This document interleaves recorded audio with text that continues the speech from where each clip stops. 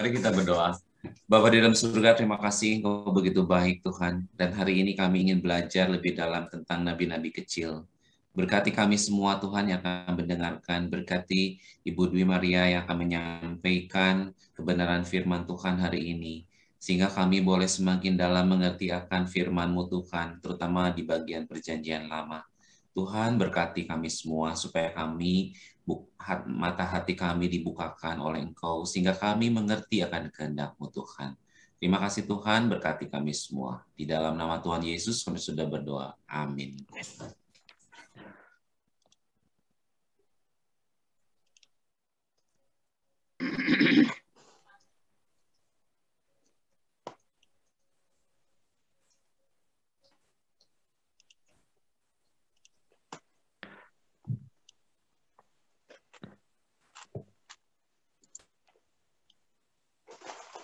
Ya, silakan Ibu Dwi. Langsung ya? Langsung. Tanpa basa-basi. Kirain ada nyanyi dulu, apa dulu. Gitu. Langsung aja Bu, waktunya sangat ini singkat padat.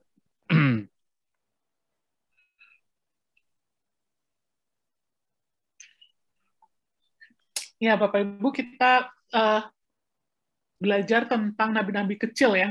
Yang akan saya bagikan adalah tips atau prinsip yang perlu kita ketahui untuk bisa mengerti kalau kita membaca kitab nabi-nabi kecil atau nabi besar gitu ya. Sebelumnya kenapa disebut nabi kecil? Itu bukan karena ukuran badannya ya, yang kurus-kurus gitu, bukan, tapi karena pesannya pendek dibandingkan dengan nabi-nabi yang disebut dengan nabi besar gitu. Nah, ya, jadi nabi-nabi yang bukunya tipis-tipis itulah yang disebut dengan nabi kecil. Nah, kalau ini ya, saya umpamakan sekarang gitu, kalau kita membaca kitab nabi-nabi kecil, itu seperti kita mungkin ya saat ini sedang membaca kumpulan khotbah dari para pendeta gitu. Jadi kalau pendeta punya khotbah-khotbah yang ditulis secara lengkap, kemudian dijadikan buku, nah itulah isinya nabi-nabi kecil atau kitab nabi-nabi gitu. Itulah kira-kira seperti itu. Nah, siapakah mereka ini? Nabi-nabi kecil itu siapa sih sebenarnya mereka gitu ya? Nah,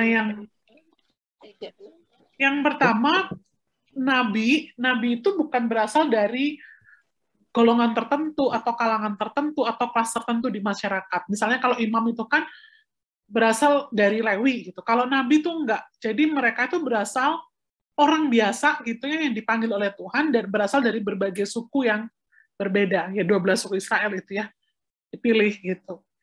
Dan mereka tidak dilahirkan sebagai nabi, berbeda dengan imam. Imam memang lahir kalau dia orang Lewi ya dia dilahirkan sebagai imam gitu. Dan nabi ini sebelum menjadi nabi mereka punya profesi yang berbeda-beda dan kalau jadi nabi itu bukan apa namanya ya, bukan jabatan full time gitu. Ya. Jadi mereka punya profesi masing-masing gitu.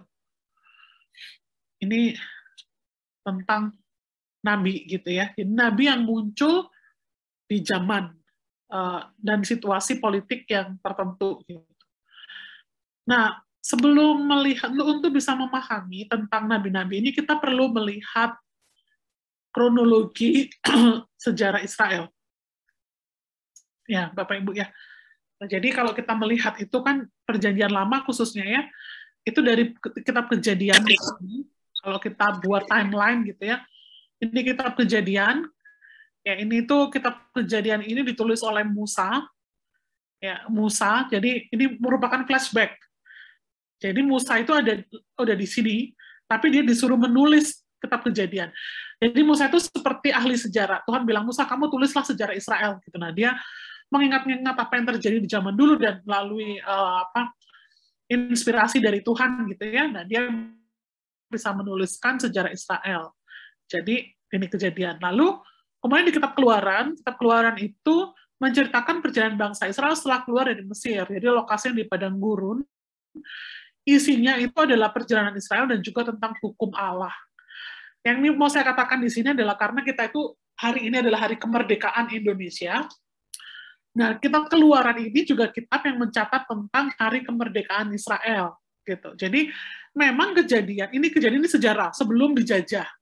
Sebelum dijajah itu kayak gini, lalu kejadian pasal yang terakhir menceritakan bagaimana mereka sampai di Mesir.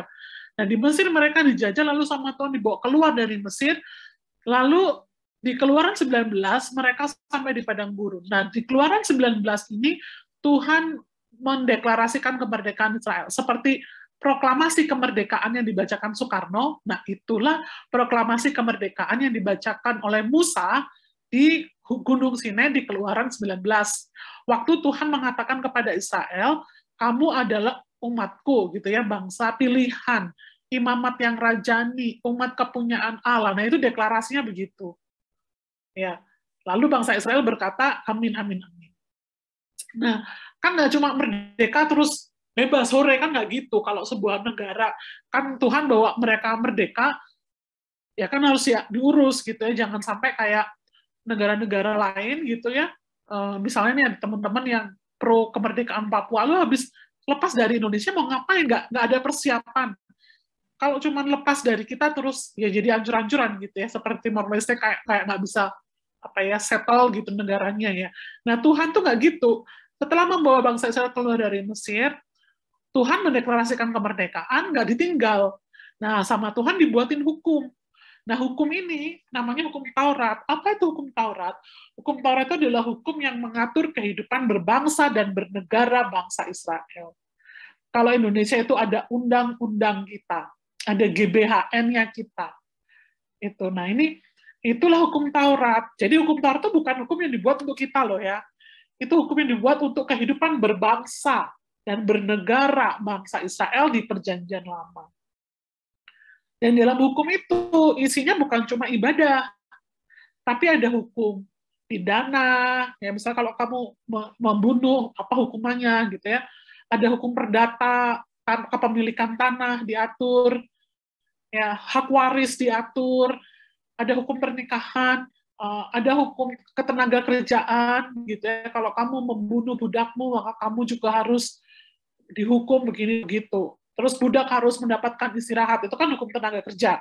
Kontraknya 6 tahun saja, tahun ke-7 kontraknya sudah habis, mereka sudah boleh bebas. Gitu. Jadi ini, kalau kita punya Pancasila, bangsa Israel punya 10 hukum Allah yang dihafalin, di Keluaran 20. Itu Pancasila. Artinya bukan seluruh hukum, tapi itu adalah yang di depan, yang kita hafalin. Gitu. Nah, penjabaran hukumnya, kalau Indonesia ada Pancasila kan, nggak cuma selesai Pancasila, ada KUHP ini, KUHP itu, ada macam-macam. Hukum yang mengatur seluruh kehidupan berbangsa. Nah, itulah hukum Taurat. Dan ditulis dari kitab Keluaran sampai kitab Ulangan. Nah, kemudian mereka sampailah di tanah Kanaan, itu dalam kitab Yosua. Nah, sampai di tanah Kanaan itu sudah jadi satu bangsa. Sudah punya penduduk, sudah punya tanah, sudah punya sistem pemerintahan yang sama Tuhan diatur di padang gurun, gitu ya, melalui imam-imam yang disebarkan di kota-kota untuk menjadi pemimpin mereka. Lalu juga ada hukum yang mengatur kehidupan bermasyarakat, gitu. Jadi Tuhan itu kepeduliannya itu holistik, kepedulian kepada kehidupan bermasyarakat, berbangsa negara, bukan cuma jiwa saja. Ini adalah dalam Yosua sampai 2 Tawarikh. Nah di sini kejadiannya kan banyak ya, ternyata hukum Tauratnya itu sudah dilakukan dengan, jadi kayak Indonesia lah, kita punya hukum tapi hukumnya tidak dilakukan dengan ketat, kan gitu, di Indonesia kan gitu, hukumnya tergantung siapa yang berkuasa, hukumnya bisa dibeli dengan uang, kan gitu, sama dengan Israel, hukum ada, tapi nggak dilakukan dengan baik, gitu. Nah kalau bedanya dengan kita, kalau bangsa Israel ada Tuhan yang mengawasi secara langsung pada saat itu. Ya, sehingga ketika hukum tidak dilaksanakan, Tuhan mendatangkan penghukuman bagi Israel. Nah, karena hukum yang sudah Tuhan berikan itu tidak dilakukan, maka kehidupan bangsa dan bernegara itu kacau. Imam bisa memutilasi istrinya tanpa dihukum, dan seterusnya. Itu hukum benar-benar nggak berdaya aja. Gitu. Hukum Taurat itu tidak dilakukan. Akhirnya bangsa ini terpecah jadi dua. Jadi dua ya. Setelah Salomo, yang di atas itu adalah kerajaan utara Israel ini pemimpinnya adalah Yeroboam, yaitu panglima tentaranya si Salomo. Dia membawa 10 suku ke atas, karena dia panglima tentara, ya punya pengalaman perang. Nah, yang dibawa ini, Rehabeam itu anaknya Salomo, nggak punya pengalaman perang, jadi dia cuma bisa membawa 2 suku. Nah, Israel Utara dan Israel Selatan itu nggak saling rukun, ya, pecah bersaing kayak Indonesia dan Malaysia gitu. Saudara tapi musuhan gitu. Nah, dua-duanya pada saat inilah, pecah inilah, lalu Tuhan mengirimkan para nabi untuk mengingatkan mereka. Jadi nabi-nabi itu muncul dalam konteks kerajaan yang terpecah. Di kerajaan utara Israel ada Elia, Elisa, yang isunya berhadapan dengan penyembahan Baal, berhala, gitu. Lalu ada Yunus. Yunus itu dikirim ke Niniwe. Tadi ada yang nanya Niniwe itu lokasinya di mana? Niniwe itu lokasinya bukan di Israel, di luar Israel. Niniwe itu musuhnya Israel. Yunus disuruh memberitakan Injil ke bangsa lain, gitu, bukan bangsanya sendiri, gitu ya. Lalu di sini ada Amos dan Hosea. Jadi beritanya Amos dan beritanya Hosea juga berkaitan dengan pemerintahan pada zaman ini, Yeroboam ini. Makanya kalau nggak ngerti pemerintahan Yeroboam, akan sulit untuk mengerti Amos dan Hosea. Jadi kayak gini Bapak Ibu, kita membaca khotbah-khotbah pendeta di zaman pandemi ini dengan khotbah-khotbah pendeta di Orde Lama pasti beda, gitu. Ya, di zaman pandemi, di zaman Orde Lama mungkin berbicara tentang kepatuhan kepada pemerintah karena pada waktu itu mau banyak yang berontak dan seterusnya gitu ya. Nah, kalau kita membacanya dan kita tidak mengerti situasi pada zaman itu, ya kita nggak ngerti ini kok pendeta ini ngomong apa sih sebenarnya kan gitu. Kok nggak relevan dengan kehidupan kita. Nah, untuk mengerti khotbah di zaman itu, kita harus memahami situasi di Orde Lama itu gitu. Nah, setiap zaman muncullah kayak nabi-nabi ini gitu, kayak pengkhotbah ini ya. Nah, itu Amos. Nah, Hosea juga gitu. Hosea itu mengkritik kerajaan. Kalau Amos ya, Amos itu pada waktu jaya-jayanya Israel, waktu Yeroboam pertama memerintah. Saking jayanya, mereka kayak nggak butuh Tuhan gitu. Jadi dikritik lah, banyak penindasan, kamu tidak takut Tuhan, kritik sosial. Ya, orang miskin kamu tekan, para pebisnis melakukan kecurangan, para penguasa korupsi itu jaya tapi kehidupannya begitu, moralitasnya. Ibadahnya ibadah kosong. Sampai Tuhan bilang, aku muak, aku benci ibadahmu, gitu kan. Nah, kalau Hosea ini sudah turun, sebenarnya situasi bangsa Israel Utara itu udah turun, gitu. Tapi pada saat turun itu pun mereka nggak mencari Tuhan. Tapi justru mereka sibuk membangun relasi internasional. Pikirnya, waduh ini kondisi negara kita turun nih. Kalau gitu kita perkuat hubungan internasional dengan Asyur. Karena mereka berpikir Asyur menjadi juru selamat mereka. Nah, Tuhan marah. Ya dikatakan kamu tuh istri yang nggak setia gitu. Kamu selingkuhnya ke Asyur gitu. Bukan mengandalkan Tuhan, tapi mengandalkan bangsa lain. Sedangkan kalau mengandalkan Asyur, bukan cuma kerjasama internasional, tetapi berhala-berhalanya Asyur juga mereka sembah.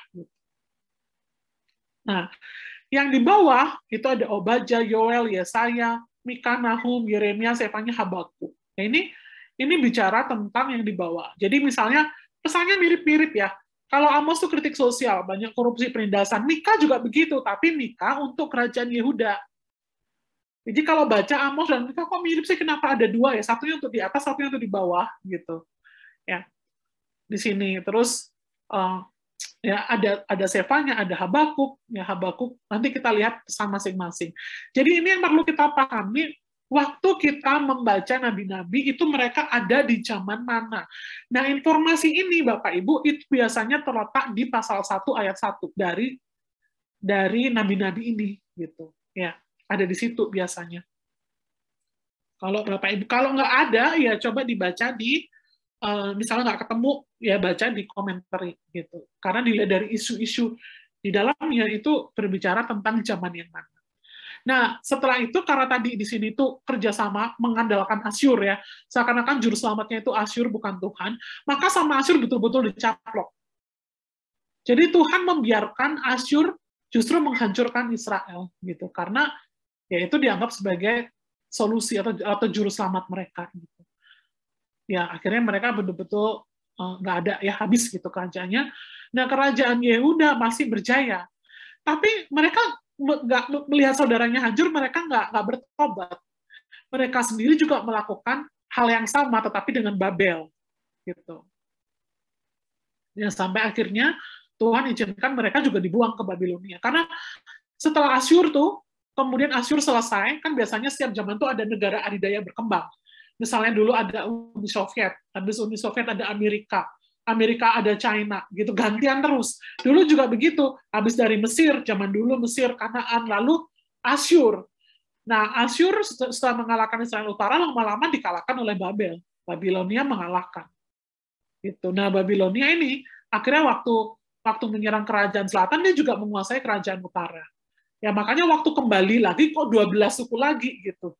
Ya, karena sudah di bawah pemerintahan Babilonia, sudah menjadi satu gitu ya. Nah, lalu waktu dibuang, di masa pembuangan muncullah dua nabi, Daniel dan Yehezkiel. Jadi kalau baca Daniel dan Yehezkiel itu bicara tentang pembuangan. Nah, lalu Babel dikalahkan oleh Syria, oleh Persia, ya, dikalahkan oleh Persia, dan waktu Persia berkuasa, bangsa Israel diizinkan kembali.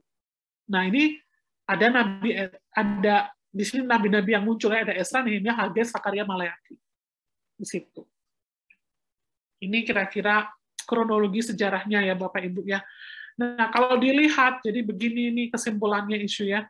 Jadi ini zaman kerajaan bersatu, lalu di zaman kerajaan pecah, jadi kerajaan utara dan kerajaan selatan, gitu ya. Nah, kemudian zamannya adalah masa sebelum pembuangan. Nabi-nabi yang muncul adalah Elia, Elisa, Yunus, Amos, Hosea. Topik yang dibahas tentang berhala, keadilan sosial, dan ritual ibadah yang kosong. Nah, yang di bawah kerajaan selatan, nabi-nabi adalah Yesaya, Mika, Sefanya, Yeremia, Habakuk, Nahum. Topik yang isu sama, berhala dan keadilan sosial sama ritual yang kosong. Lalu pada zaman pembuangan, isunya berubah. Kalau ini berhala, ini udah nggak ada lagi berhala. Ya, di sini teguran, ada pengharapan dan ada janji di sini. Kebanyakan ya pengharapan dan janji ya. Kalau teguran itu dari Yeskel, ingatlah dulu kamu begini, ingatlah dulu kamu begitu. Betapa dulu kamu berdosa, jangan diulangi lagi kayak gitu. Nah, lalu setelah kembali dari pembuangan, itu topik dari nabi-nabi ini adalah tentang ibadah. Ayo kembalikan, balik lagi yuk ke Tuhan. Gitu. Lalu moralitas juga korupsi. Ternyata setelah pulang dari pembuangan moralitasnya masih nggak benar, terus juga masih terjadi korupsi gitu. Seharusnya dana untuk pembangunan bait Allah ya mereka abaikan gitu ya. Nah di sini nabi-nabi yang disuruh mengingatkan, ada nabi-nabi yang muncul di zaman ini. Ya. Nah jadi ini ya Bapak Ibu ya, kalau Amos itu kritik terhadap ibadah palsu, penindasan dan ketidakadilan. Ini Amos. Jadi kalau Bapak Ibu membaca kan ketemu ini semua. Lalu Hosea itu bicara tentang teguran karena Israel melanggar perjanjian, karena tadi sepertinya seakan-akan selingkuh dengan Asyur, lebih percaya kekuatan militer bangsa asing daripada datang pada Tuhan. Mika itu teguran karena korupsi dan ketidakadilan sosial terhadap kerajaan yang di bawah, kerajaan Yehuda. Sefanya kritik karena penyembahan berhala dan berita tentang hari Tuhan. Hari Tuhan akan datang. Hari Tuhan itu artinya penghukuman. Habakuk kritik terhadap penguasa yang kejam dan juga tentang penghukuman Allah. Nahum berita untuk penghukuman Asyur, karena Asyur kejam tadi ya itu dihukum juga. Hagai teguran karena pembangunan bait Allah diabaikan. Sefanya bicara tentang kasih Tuhan terhadap Israel dan janji pemulihan. Kalau Maleaki itu bicara tentang teguran dosa dan ketidaktaatan Israel setelah pulang dari pembuangan. Nah, Obadja hukuman Allah atas Edom. Kalau Yoel bicara tentang dibuat tentang hari Tuhan. Nah, memang kesulitannya dalam membaca kitab nabi-nabi kecil itu tidak seperti cerita gitu. Ya memang namanya juga khotbah ya. Khotbah itu setiap pengkhotbah punya gayanya sendiri. Kalau sekarang itu ada yang poin-poin, ada yang suka cerita kan begitu. Ya, ada yang gini kayak gitulah. Setiap nabi itu punya gayanya sendiri-sendiri. Nah, jadi itu rada sulit untuk dibaca ya. Misalnya kalau kita lihat ya karakteristiknya, pertama itu kayak orang yang sedang membawa pesan. Jadi Nabi menyampaikan pesan Allah secara langsung. Misalnya biasanya dimulai dengan kalimat, demikianlah firman Tuhan. Gitu. Demikianlah firman Tuhan. Itu kayak, Tuhan ngomong begini loh ke aku, gitu ya, langsung ya. Gitu. Lalu juga ada yang pakai bahasa pengadilan.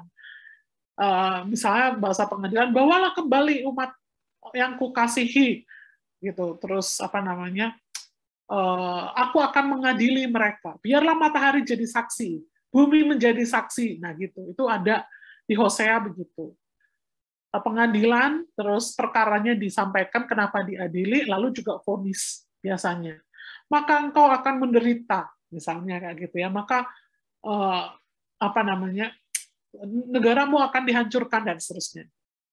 Lalu juga ada yang laporan penglihatan. Jadi Nabi sering mendapat penglihatan dari Tuhan. Biasanya diawali dengan kalimat, kalau bahasa Inggris itu and behold, diterjemahkan dalam bahasa Indonesia, sesungguhnya gitu ya, sesungguhnya aku melihat, aku mendengar gitu ya. Begini gitu disampaikan. Amos banyak penglihatan, Yeskiel itu sekalipun bukan nabi kecil, itu banyak penglihatan. Nah, juga ada drama. Kalau drama itu si Yeskiel ya, itu nabi besar sih. Tapi dia nabi yang sama Tuhan tuh disuruh, karena dibisu ya, dibuat bisu sama Tuhan. Lalu gimana cara khotbahnya? Disuruh acting.